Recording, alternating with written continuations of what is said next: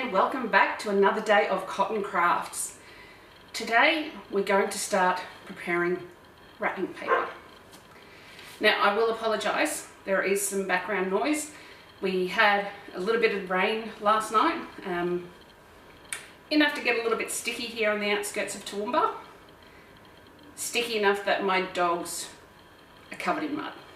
So at the moment they're staying outside and I'm going to give them a shower or a bath tonight. So you may hear them whinging, whining or barking, but don't stress, they're not in any harm or danger. They're outside, they've got a bone each, but they can hear me talking and they're assuming I'm talking to them. So what have I got for today?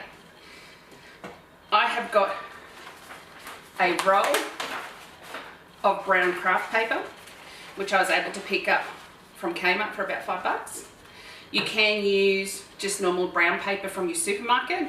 It'll just be a little bit shorter, but that's not a big thing. Whatever you've got lying around. This is what I'm going to call my painter's tray.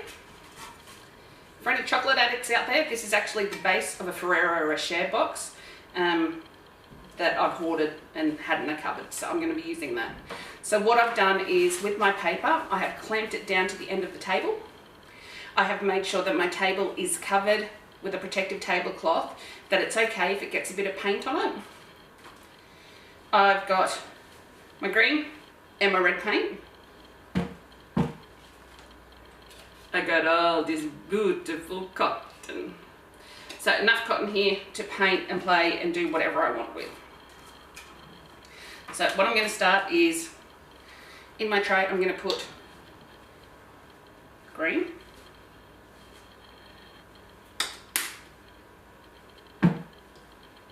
red.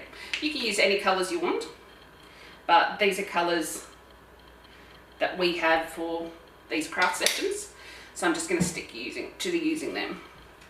So green and red, and this is where you can now get a little bit creative. So we're going to use our cotton. Now don't throw these out once you've painted on them. I suggest finding an old tray or something that you can put them on to let them dry outside, because we can use them in a future craft that we've got coming up. So what I'm going to do to start with is I'm going to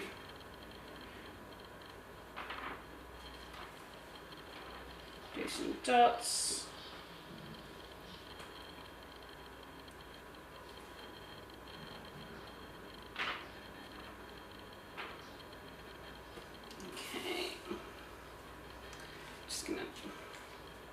Try and hold this up without tipping anything on the table. So you can see that I've got 3 little splotches. What I'm going to attempt to do now, using some cotton buds, dipping that in my red paint,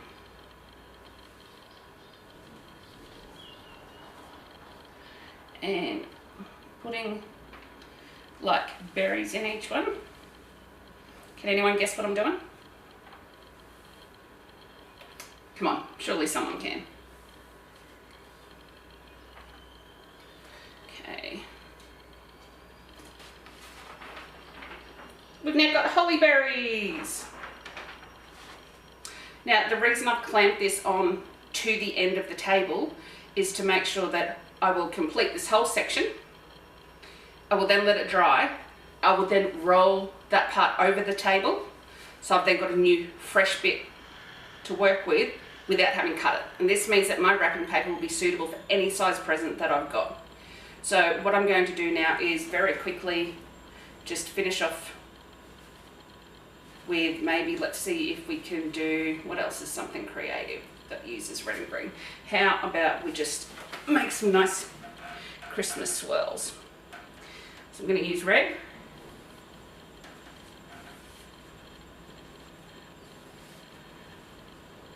Okay. Also going to show you with, let's see if I've got one of the bigger pieces of cotton here. So with the bigger pieces of cotton, what you can do, and I don't know how well this is going to work, you put green on one side, red on the other,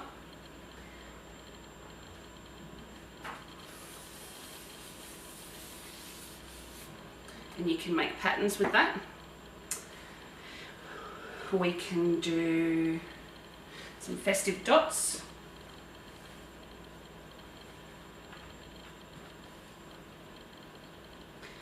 Some green ones down the other end.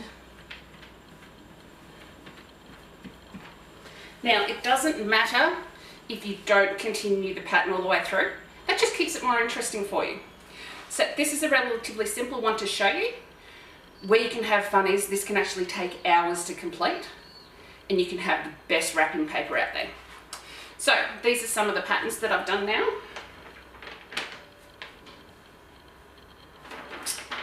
And this is one I would really love to see what you can create for Christmas wrapping paper. And this is something really handy for you to do if you want to participate in a craft towards the end of our sessions, because we've actually got another craft that's going to utilise some of these papers. So what else can we do? I'm going to do some little red dots.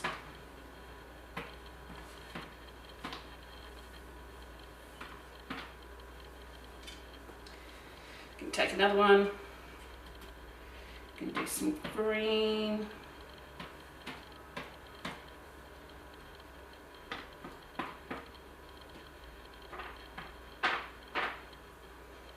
Okay, well, you're getting the hang of it.